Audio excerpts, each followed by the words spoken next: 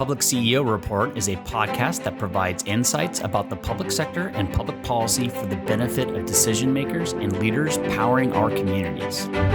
I'm your host, Ryder Todd Smith, and today we're joined by John Shull of the California Joint Powers Insurance Authority.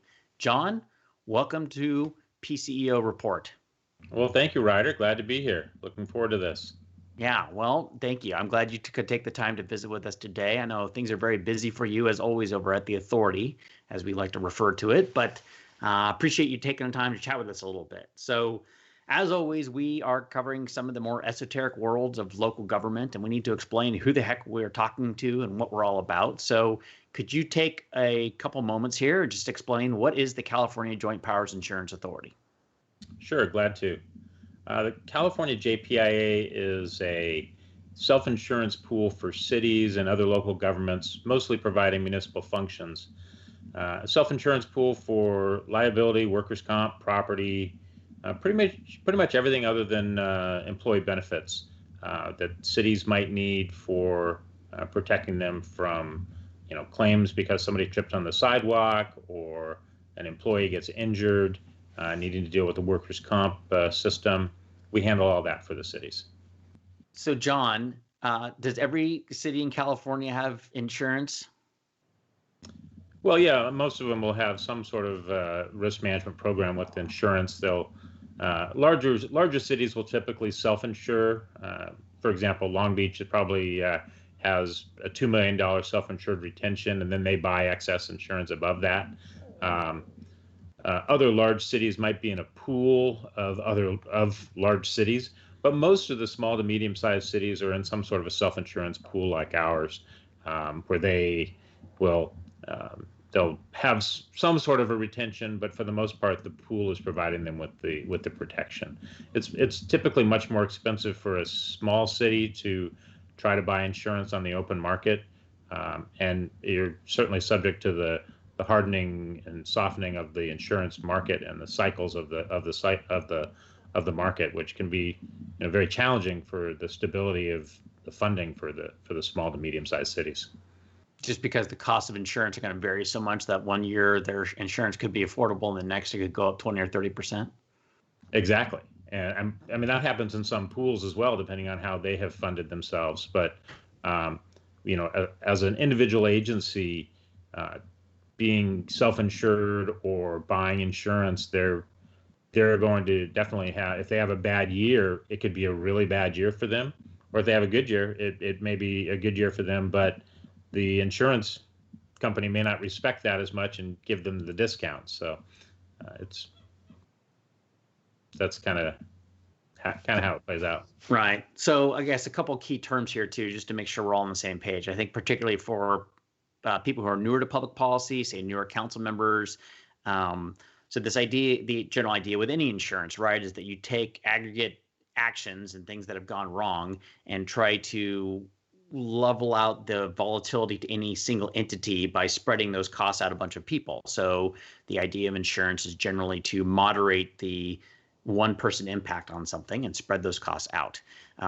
In insurance pools, like the one that the Authority runs, is aggregating together a bunch of different small and mid-sized government agencies, most of them cities, and achieving that goal while also layering in some additional risk management tools. Is that an effective description? Yeah, I think that's a really good description of it. I mean, we came out of a smaller organization and have grown to be 123 public agencies today. And one of the reasons we grow is because we want to spread the risk further. You add good members with good loss history, and the existing members will ultimately, in theory, pay less because they are now spreading risk across a broader spectrum. And it also makes, we buy excess and reinsurance for the pool, and it makes, when we are a larger population that they are looking at, they see that as a better risk, the carriers do. So it makes those costs come down as well, relatively speaking, to the market.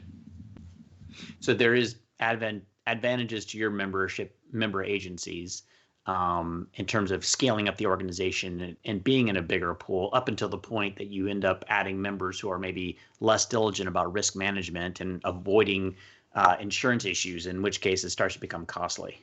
Right, and that's one of the most important things that we do is look at the prospective member from the perspective of the existing member to ensure that a prospective member is doing it right, that they understand it, that they really have the right risk management culture, so that we are adding good members that will add to the success of the pool rather than possibly, I mean, there's always the possibility, even a good member will possibly have a bad loss. Sure. But you want those who consistently tend to show a commitment to risk management.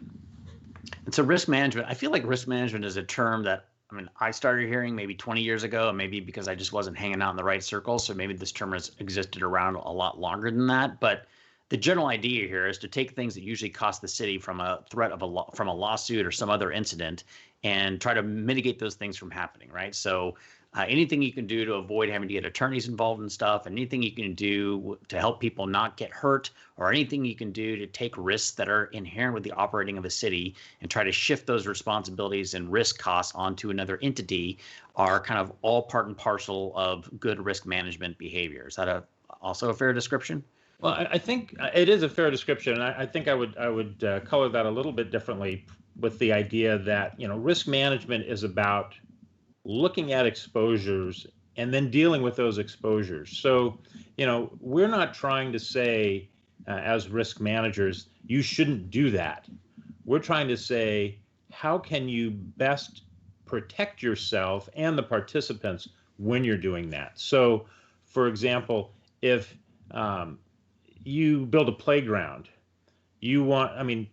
part of a playground is creating risks.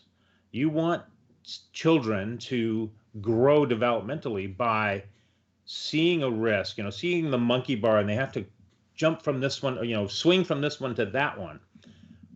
You want to create risks that are something they can achieve and move and grow from, as opposed to hazards where, you've made that the bars on that horizontal ladder are too far apart for the little kids that you've put it in their playground. Now you've created a hazard because they can't reach from bar to bar. That's what risk management is about, identifying that exposure is a hazard versus that's a risk that they can get through. So that's sort of a real fundamental recognition of, hazard versus risk. From the city's perspective, or from a public agency's perspective, it truly is about, okay, there are certain things that we need to do. Cities provide streets. People drive on the streets. You want to make sure that you've got, proper lane markings, you've got proper signage, and then you're trying to prevent accidents, mishaps. And so you're out and inspecting, and you're making sure that things are going the way they're supposed to, and that, the intersection that on paper looks really good, actually there's something that's a little squirrely about it, so you want to take a look to see if there's a way to improve upon it. So it's this constant, you look at a situation, you try to figure out what are the exposures, what are the alternatives for how do we address those exposures. You pick one or several, but then you monitor how are those exposures, how are those techniques working in addressing the exposure that you have. So it's sort of there is a risk management process. It is that 4-step process. You identify the exposures, you look at alternatives, you choose an alternative, and you monitor how you did. And so that's what we do with our members every day. So. Well, I appreciate your comment about not being the Department of No effectively, but instead being the Department of how can we do this safely or enable it safely to mitigate risk. At the end of the day, the safest thing possible from a risk management perspective, or maybe from a risk avoidance perspective, the answer is do nothing. But unfortunately, if we do nothing, then all sorts of other problems happen. So we need to have a culture of do. Just a culture of do that is also simultaneously trying to avoid hazards and the consequence of doing things. So yeah. I think the idea of risk managers just want to say no. Avoiding risk is not is frequently not the best alternative. I mean, there are some risks you cannot avoid, and so how do you address that risk in the best way possible? For example, there's the ability to transfer risk by transferring the operation. So the city needs to provide some sort of police service. It can provide it with its own police department and have all the liability associated with that, the driving, the arresting, the incarceration, what have you, or the city can contract with another public entity to provide that service. And to some degree, depending on how the arrangement is set up, they may be able to transfer that risk to the party best able to control the risk. And that's really an important part of risk transfer, is who should be responsible for it? The one who's best able to control what's the operation. Yeah, that makes total sense. And I guess within cities, is there typically a risk manager, or where does this function fall within the inside city staff? Realizing that, of course, at least from your perspective as an authority, you partner with whoever that person is or that city to supplement some of their risk management efforts. Sure. I think most cities have someone who has risk manager in their title, but it's usually not without a slash or two as well. It may be the HR manager / risk manager, or the finance director / risk manager. There are some small to medium-sized cities actually do have a risk manager. But typically among our membership, it is more of a / risk manager type position, which means that's not necessarily a bad thing, because they have an understanding of some of the other operations within the organization, as opposed to just being focused on risk management and being a bit of a silo. And they also can be viewed by some as being the Department of No, if they don't have another hat that they're wearing. So as the insurance authority, we do definitely work with whatever model the member agency has.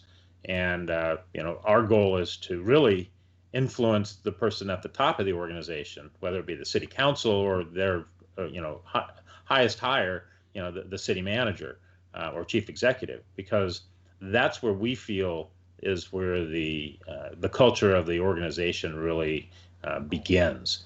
And if we can get the city manager, the chief executive, to think about risk management on a regular basis, it just sort of flows through the organization, and it makes our job a lot easier. Right. Yeah, I mean, that's certainly being cognizant of risk and being cognizant of the need to manage it, not avoid it entirely, but just manage it, needs to come from the top down. It needs to be kind of a part of every conversation. I guess a related point. So again, we're talking about insurance, which I know for some people sounds very mundane. For me, it's always been interesting just because it is part and parcel of doing things as a public agency. So it touches all facets of the actions and activities of local government, which means that the authority itself has been pulled onto the front lines of a lot of different really interesting public policy issues that you are connected to or helping identify strategies to mitigate risk. But fundamentally, I think for a lot of city council members and other city staff folk, one of the questions is, like, on an economic basis, like, how big is this issue? How big is the issue of insurance in local government? And especially for John Q. Citizen, who might be listening to this podcast, they think of insurance like, I pay my auto insurance and my home insurance bill. It's, a relatively small percentage of my total cost of housing or total cost of ownership on a car. But for cities, like, what does that look like? How many, on a percentage basis of general fund dollars, what does that look like? Or maybe in absolute dollars for some example agencies, what does that typically cost? Yeah, I would say it's difficult to use the general fund budget, because in some organizations, for example, if they are contracting for sheriff services, it's going to be a big number, but typically they will have transferred the risk over there. So it's difficult to use that. We typically use employee payroll as our measure of exposure. It's a pretty good equivalent to what's the exposure they're bringing in. If they have a big public works department, well, they're going to have a big payroll in public works. If they have a police department, it's going to have a police payroll. So across our membership, a rough average for liability coverage is about 5% of miscellaneous payroll. And for police, it's about 9% of police payroll. It just has that higher exposure thanks to the things that they do, but also the things that the jurors feel they do, which is an entirely different conversation, but we might get to it at some point. Yeah. So that's on the liability side. Workers' comp is pretty comparable, actually. Maybe a little less on the miscellaneous side, and a little higher on the public safety side, but still around that 5 to 10%. So if you've got a police department and their payroll, 10% of that payroll is being charged for liability coverage, and 10% of the payroll is being charged for workers' comp coverage, that's 20% of their payroll. It's a big number. Yeah. And that's why really we try to emphasize, change the culture at the top to understand how can we reduce those risks. Yeah. And generally payroll is a big chunk of the budget for local government, right? Sure. So when we start talking about these kinds of percentages, it adds up. It is one of the more substantial line items that shows up on a city budget, and these are real costs that are ultimately incurred by the agency and incurred by the taxpayers in those communities that help fund that agency. So this is not just some little line item. This is a material line item that not only, I think, from my perspective and why it's important to talk about these things, is both financially it's material, but it's also directly speaks to some of the policies and public policy issues I alluded to that our public agencies are being called upon to address every day. So people need to be aware and understand these things. Sure. I mean, when the state legislature passes a law that puts a new burden on local government for, let's say, a presumption in workers' compensation, that's not just, magically somebody in an insurance company somewhere is going to pay for that new presumed illness that came out of the public safety department. That's the citizen who has that public safety is now, going to be dealing with that presumption. So there's no magic, money coming from the sky. I mean, even all these federal relief funds that we're all about to get, hopefully the cities will get some this time. We all can't imagine that that's not going to be coming back to each and every one of us in taxes someday. Right. But right now, we just need to, try to solve a problem. Yeah.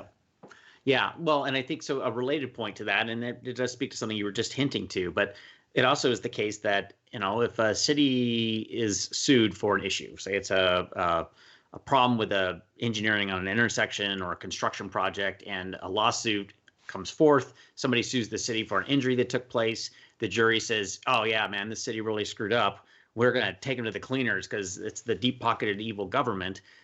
When they go after that city and say, ding them for $15 million, and that $15 million might get a chunk of it paid out by some Wall Street-backed insurance company, but ultimately all those costs are going to be trickled their way back into the pool or back into the cost of insurance and local government, and that ends up being a additional incremental cost for local government in the state of California. Is that a fairly accurate description of how these things flow? That is spot on, and I wish we could get people in the state legislature to understand that, because every dollar that is awarded to someone against by a public entity, against someone who gets injured, there's certainly the need to address the needs of those who've been injured and fairly compensate them. But it's not the lottery. It has become that. It's become this really punishing agencies for which they may not, in some cases, have had a whole lot of responsibility for what was the cause of the accident. But because they had a little piece of the action, they get hammered. And it comes back to, within our pool right now, the liability program, every loss we take the first 5 million of. And so it's spread among all these members. Fortunately, there's a lot of people in it, but each loss we would take the first 5 million of. So if there's a $10 million loss, yes, we're going to have half of it's going to be paid by insurance companies, but we're going to see our rates go up. And that first 5 million is going to be spread among all the members, and so is that now increased premium. So the person who is on the jury who awards all this money to punish the city and then goes home and complains that their street isn't being cleaned properly, needs to tie the two together, that, well, the city can't afford to fund its street cleaning because it just paid a big bunch of money to someone who maybe didn't really deserve that much. So yeah, I agree with your point. Like, there's certainly, if there's liability that's there, and a reasonable amount of liability needs to be addressed, and somebody needs to be taken care of, or harm that they weren't responsible for, then we need to figure that stuff out. But it is not the giving tree. There is not a forever pile of money that local government is suddenly magically sitting on, and there are no consequences to these massive jury awards that do take place out there. One of the real challenges we have in California as well is we have joint and several liabilities. So if, for example, one of our cities has an intersection, and a drunk driver blows through the intersection and hits someone, and there's a big loss, that drunk driver, their attorney will likely try to find things that are wrong with the intersection. Though we all would look at it and say, it was the drunk driver who blew through the intersection. It wasn't that the intersection was designed wrong. But the way the law works is, if there is a large settlement, or whatever the size of the settlement, or the resolution of the case, the city could be held to be responsible for almost all the payment, because this drunk driver may have no assets, but the city has deep pockets, and we need to compensate the injured victim. But why does it need to come all from the city when it's the drunk driver that caused the problem? I mean, it's a bigger societal question of, how do you deal with injured victims who should be compensated, but why punish someone who wasn't really responsible for it? So it's a challenge in California. Yep. And it makes that joint and several liability, and just tort law in California in general, makes buying excess and reinsurance much more expensive in California than it is in other states. And we have insurance carriers who just this year have decided, we're not going to write in California for public entities anymore, because of the growth of claims, the growth of lawsuits and jury awards. It's a challenging another challenge in California, living in California. Well, it kind of sounds like it's just adding another cost to government, like some of the other costs that we generally incur here in the great state of California, whether it's exorbitantly high housing costs, or high energy costs for electric utilities, or other high cost realities of living in the state of California. It's funny. It's actually this growth, or this departure of carriers, is what created pools like ours in the first place. I mean, in the mid 70s, there had been some erosion to immunities that local governments had, and that caused the carriers to say, oh, I'm not sure I want to keep writing these guys. They're not as good a risk as we thought they were. And so it became exorbitantly expensive for local governments to buy insurance. And so we were fortunate, because our original members, before they became the pool, were mostly members of the Contract Cities Association. And California Contract Cities had city managers committee, and had all these different pieces of infrastructure to address challenges. And the challenge they addressed was this insurance crisis. And the city managers committee crafted together this pool idea, and how can we self-insure and not be so reliant on the carriers. And so 40 years later, we're facing a similar situation, but now we at least have the pools in place to deal with it. And so, a couple of years ago, our pool had a lower self-insured retention. We took the first 2 million of losses. Now we're taking the first 5 million, because we've been fortunate to have conservatively managed our funds so that we can take more risk as a pool, rather than having to pay more money for insurance premiums. We're able to, as a pool, self-insure that instead of paying somebody else. So if we have a good year, we don't spend the money. If we have a bad year, well, it could be more. If it's a number of large cases, ultimately the carriers will step in. So yeah, I was kind of reflecting on that point. I mean, that is the genesis, the founding of the authority, was this kind of blow up in the insurance market back in the 70s that prompted this. So to your point, it's great to have that infrastructure now. till we have, kind of more strategy and a lot more brains at the table working on these issues and working through the challenges and have more infrastructure. What brought you to the authority? How long have you been there, and what were you doing before, and why'd you decide to join? Well, this week I'll be here 26 years. Congratulations. Which thank you.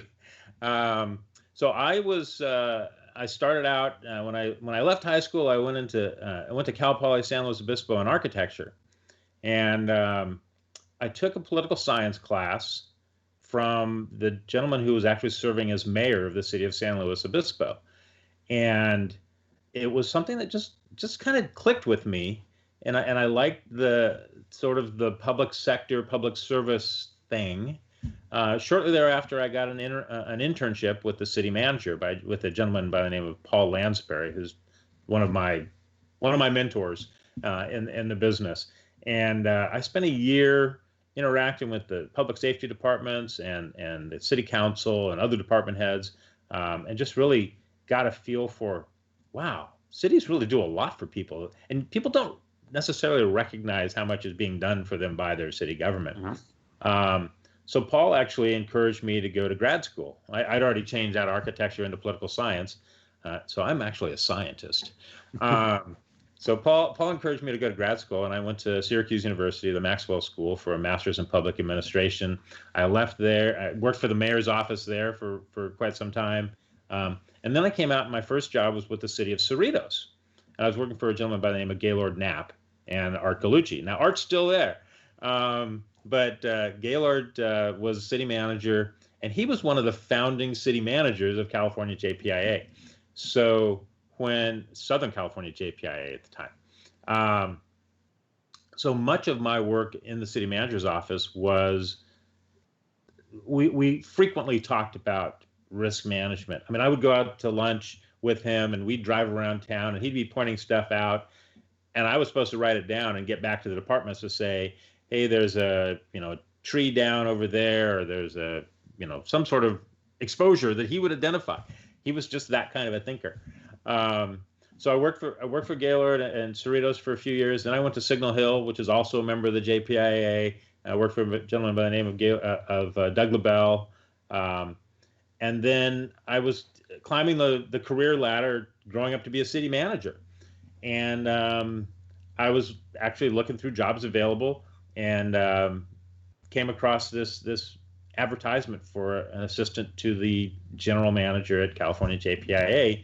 And I knew the manager. It was Bill Holt. Bill had been city manager of Paramount for 15 or 17 years before leaving that gig and going to the authority. And I knew him distantly, and thought, well, I know a little bit about California JPIA, and I've always been a bit of a risk manager at heart. My mother instilled in me, don't ride skateboards, don't go surfing, don't ride, all those things that, most people really got to enjoy as a kid. For me, it was, don't do that, and wrap yourself in bubble wrap, etc. But so I applied for the job and interviewed. My first interview was with a gentleman by the name of Pat West, former city manager of Long Beach, and a long-term friend ever since then.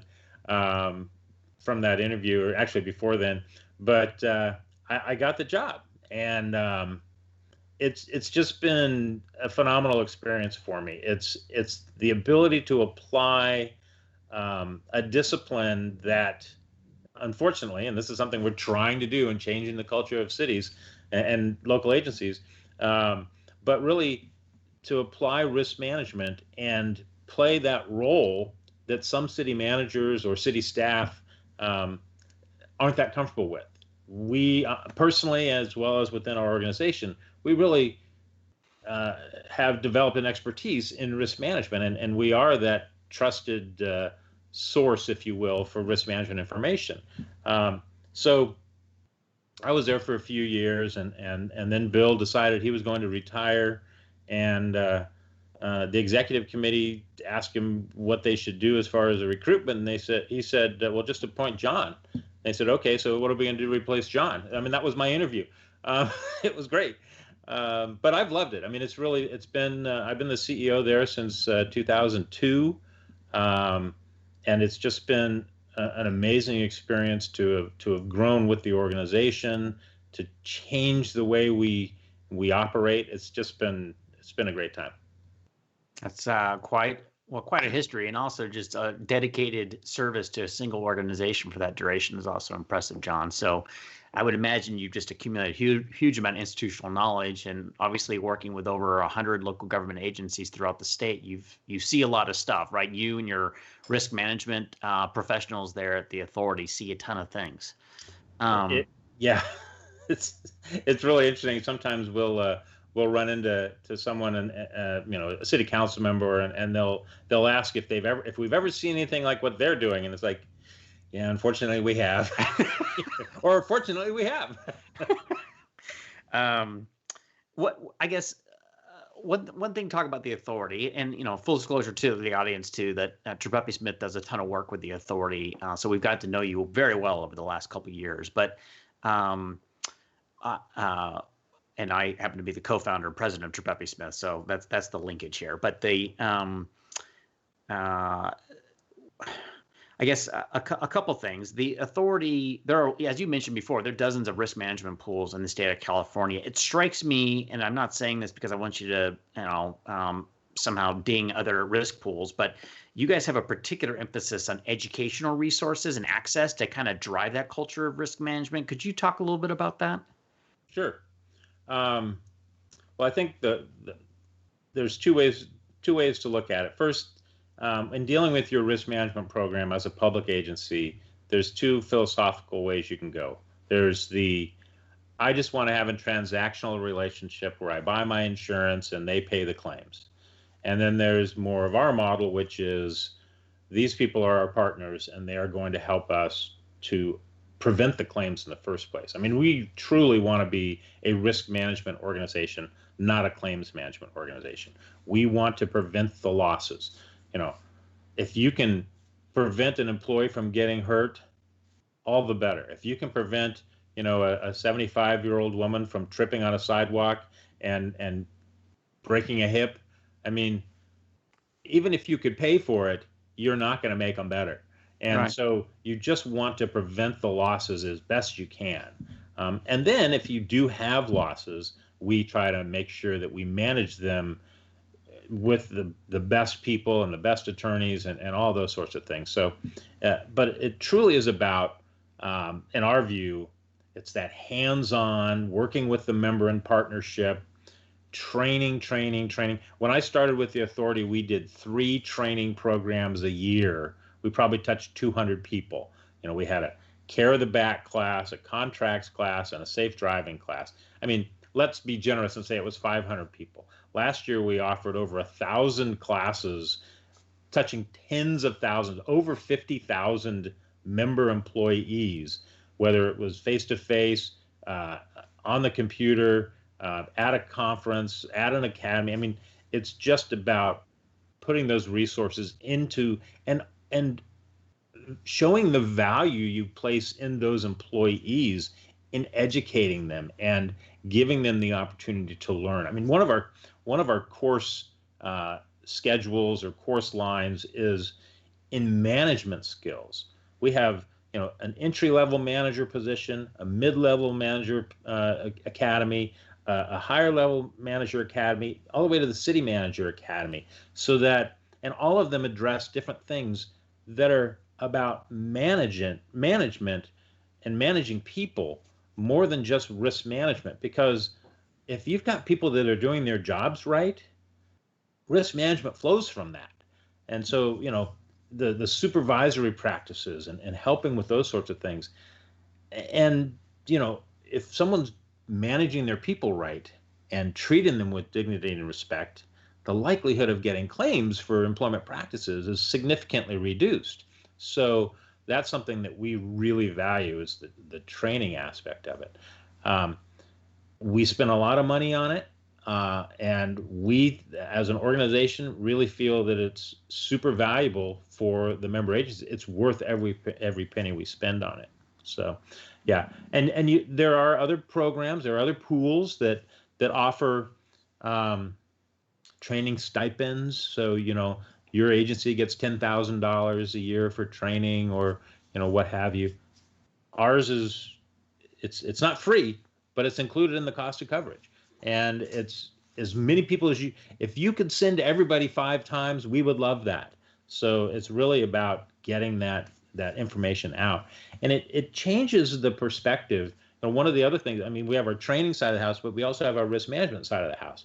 We have 7 risk managers who are in the field working regionally from their homes typically, and they have this group of members as portfolio members that they work day in and day out with. And we are constantly working with them to develop better policies, identify exposures, just really working with them to be part of their team, be an extension of their staff. One of the things that, as we've looked at prospective members, we will always go out and do a risk management evaluation and say, on behalf of our existing members, we want to make sure that you're worthy, if you will. And so we go through and we check and look at agreements and policies and procedures and facilities and things like that.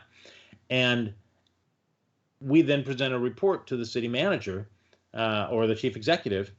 And often that comes up when I'm at a council meeting as they're trying to decide what pool to be with.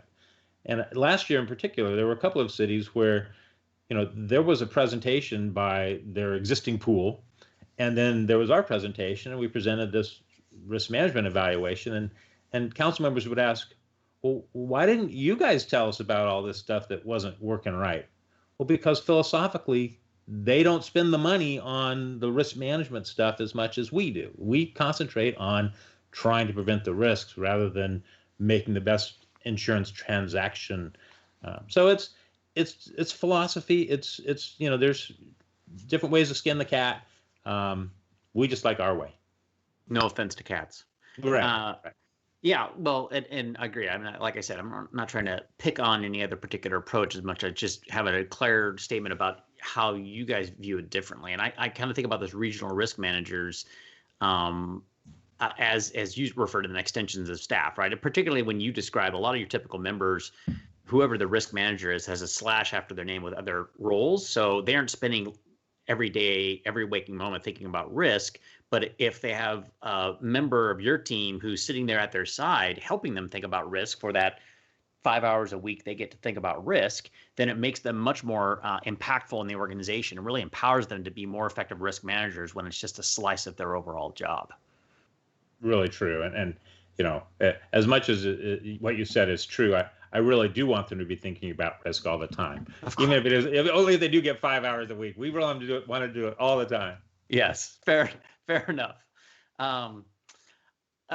So you talked a lot about kind of top down within the organization. So either for council members or city managers, what are like 3 mantras or things when it comes to risk management that you would just want to inject into their brains or have them think about?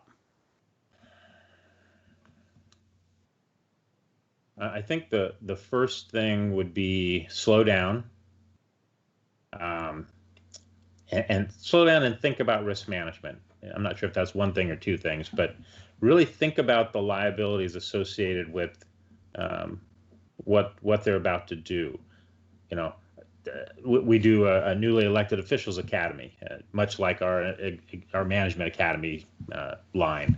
But the newly elected officials academy, at the very end, I share some thoughts that I've garnered over the couple of days of being together with these newly electeds. And one of the things I almost always share is, when you look at your staff report coming from your city manager and your finance director, and it says, financial implications, I really always want them to add one that says risk management implications, because they should really think about the risk management implications of what they're doing, the liability implications of what they're doing. So I think that's probably, that bent, if you will, of thinking about risk. And the other is, as you're thinking about that, is there a way to have the other guy responsible for it? So making sure your contracts are transferring risk properly to those who are best able to control that risk. If you can have the street project contractor provide proper insurance that's naming the city as an additional insured, and there's an unfortunate accident out there because, something happened. If you can immediately have their insurance take care of it, it's so much better than the heartburn that the city is going to go through to have to deal with things. So I guess slow down, think about risks and liabilities, and then, help the other guy, make them pay. And one of the things with contractors is often we recommend in our risk management training a certain level of insurance, limits that we need the cities or agencies to have. And sometimes we get pushback from the contractors, and the contractors feel like, oh, it's just going to be so expensive. It's like, we're suggesting that you have the insurance that we're requiring because we want to protect you also. And they need to understand that it's not just about protecting the city or the agency. It's about protecting the contractor, because bad things do happen out there on construction sites, and you want the carriers to carry that burden rather than the contractor.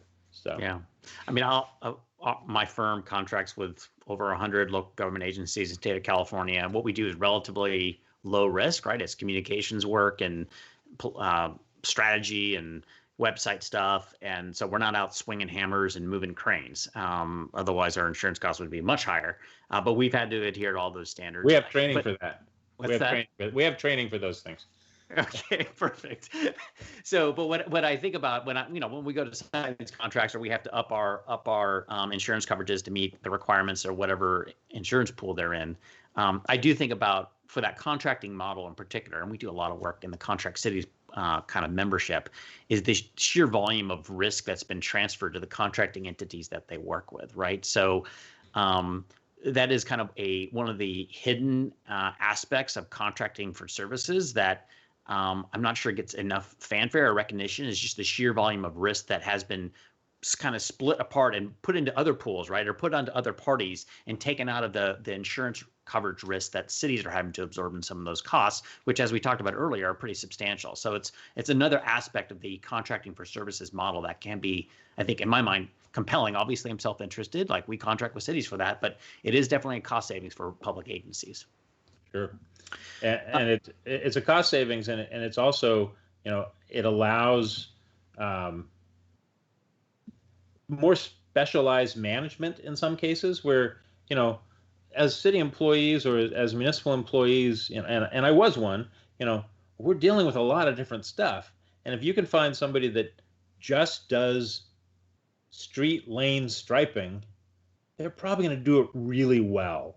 And you can transfer the risk to them and have their insurance be responsible in case something goes wrong out there. But you'll also have potentially a better product because that's what they do day in and day out. Yeah, which means they could also be experts at mitigating their own street striping risk, right? So they'll have an expertise level that you couldn't reasonably expect a city staff person to have in that case. Right. All right, so we're gonna start to bring it to a close here with a couple things, but I'd like to hit with some fast and furious. First of all, what's any kind of new priorities for 2021? Obviously, 2020 was all pandemic all the time. Not that 2021 isn't also related to all pandemic all the time, but what are the big priorities that you're looking at for the authority in 2021? Well, I think for the authority, our big priorities are ensuring that we're still able to connect with the members. We are still in a remote work environment at our office. We have a few folks that go in from time to time, but largely we've all been home since March, and for the most part haven't skipped a beat. So one thing that did suffer, of course, was our in-person training.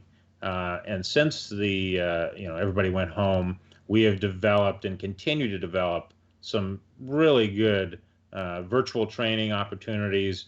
And I think whether it's the web-based training that's canned or that's use at any time, access at any time, that's improved.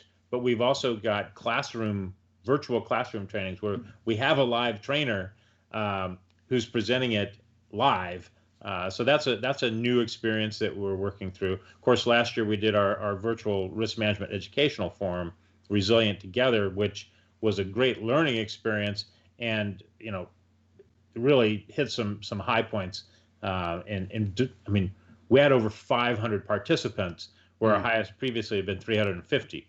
So now we didn't have them captured for 3 days. We had people that were in and out of the conference, but at least they were able to participate. So we've got, trying to make the training connection and engagement better than it was through part of this past year. So that's something that we're really working toward. And the other is the risk management. Being able to work with the members face to face and observing all the proper protocols is something that we're really looking forward to rolling out in full steam. I think the ability to do a drive-by and look at things is just not quite enough, and so we're really looking to get more person to person.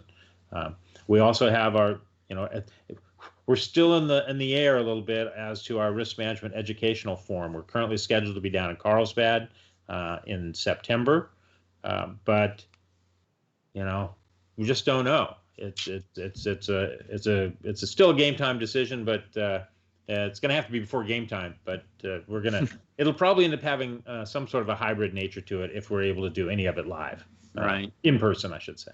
So. Yeah, I would say throughout local government, any of these regional gatherings or statewide gatherings, whether it's for MMA-NC or MMA-SC or CAPIO or the league, certainly, they're all struggling with the urgency and desire to get back in person, because I think for many of us in the local government sector, and just as humans in general, we love getting face-to-face and seeing people, and we obviously have risks we're trying to mitigate and avoid.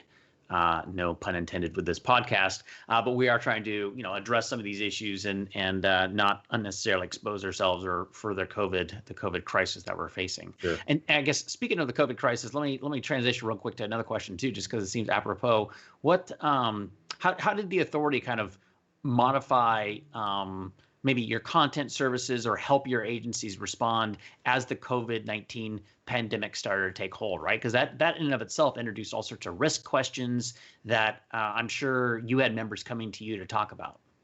Sure. It was for everyone, it was upending. But we saw the opportunity to really be that thought leader that our members could rely on to give them good information, to kind of cull through all of the information that was out there, because we're dealing our connections beyond our member agencies are with insurance carriers who are dealing with lots of risk management types, and we were able to cull a lot of information together into a specific page on our website, and we provided information in our newsletter. We created a team, if you will, for dealing with COVID response. We were one of the first ones to address the private use of public rights of way for the little parklets or dining areas outside of restaurants, and how to properly do that. We really tried to be hearing about things, with our ear to the ground, hear about those things as they're starting to percolate, and then really trying to get in front of it to say, this is all well and good, but don't forget risk management. Which is what we always say: don't forget risk management. But many times the members were looking to us because they weren't forgetting risk management, but they didn't know what the answer was, and so they'd call. And so we were very much engaged with the members across the board with that.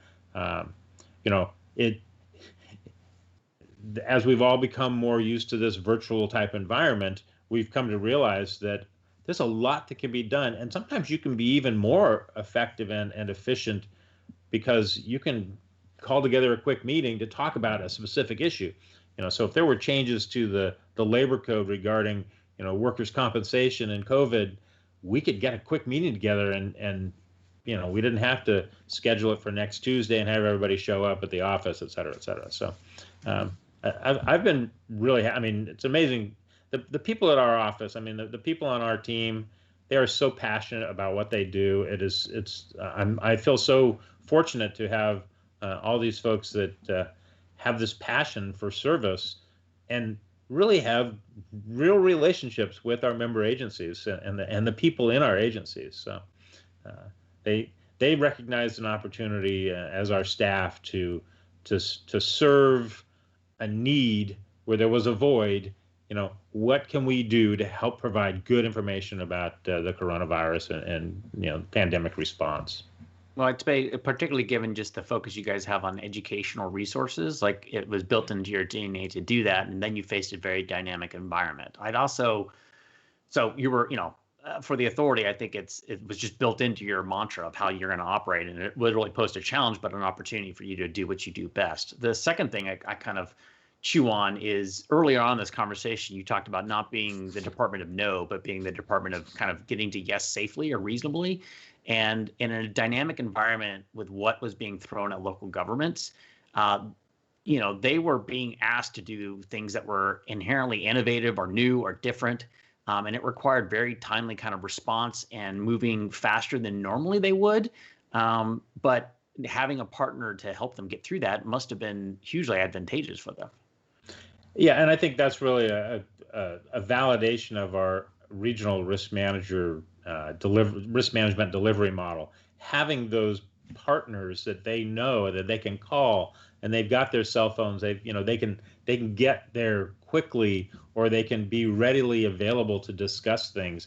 I think that was one of the most important things at the beginning, was being able to have that the member agencies had someone they could call, and they would be able to get a good answer to their challenge.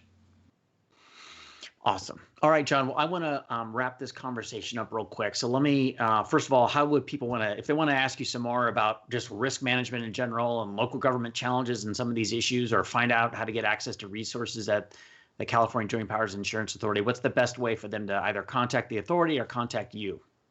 Well, probably the best place to go is going to be to cjpia.org, our website. It's an amazing website, all kinds of good stuff on it. It's got contact information for everybody on staff. You can email info@cjpia.org, and that will get directed to the right person as well. But we'll also be at virtual conferences coming up that you might be attending. So hopefully we'll be able to see some folks there as well. Awesome. Well, and that's today's report. My thanks to John for joining us. From the whole PublicCEO team and myself, Ryder Todd Smith, thank you very much for your time today. We hope you learned something new and inspiring that'll help you in your public service. Remember, PublicCEO has a daily newsletter that is free to those who sign up at PublicCEO.com. If you have feedback, questions, or guest suggestions for PublicCEO Report, please email alex@PublicCEO.com.